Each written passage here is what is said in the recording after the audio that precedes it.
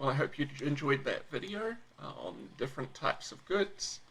As the video emphasized, we've got these different characteristics of goods that can classify them and help us to understand whether markets are going to provide them well and what sorts of ways we might want to provide those goods.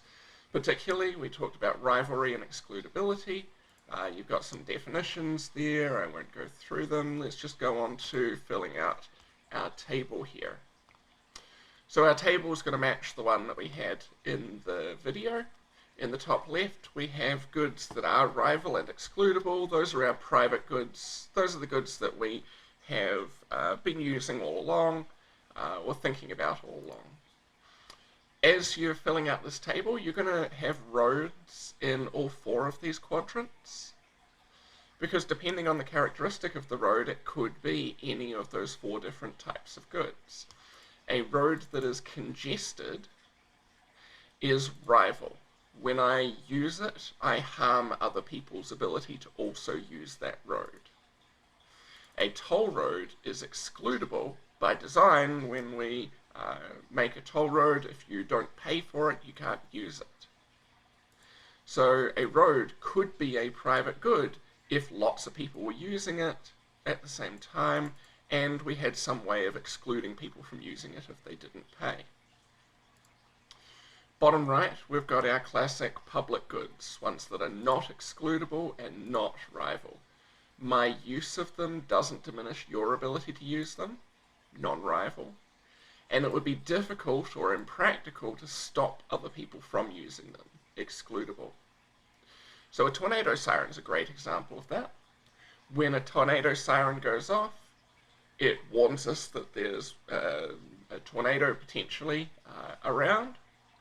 If I hear that, it doesn't diminish your ability to hear it.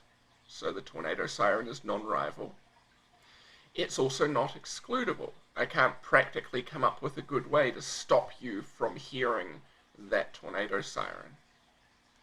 So when a tornado siren is provided, it's provided for everybody. Would you expect that a private citizen would fund tornado sirens?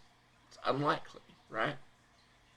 National defense is also another great example of a public good.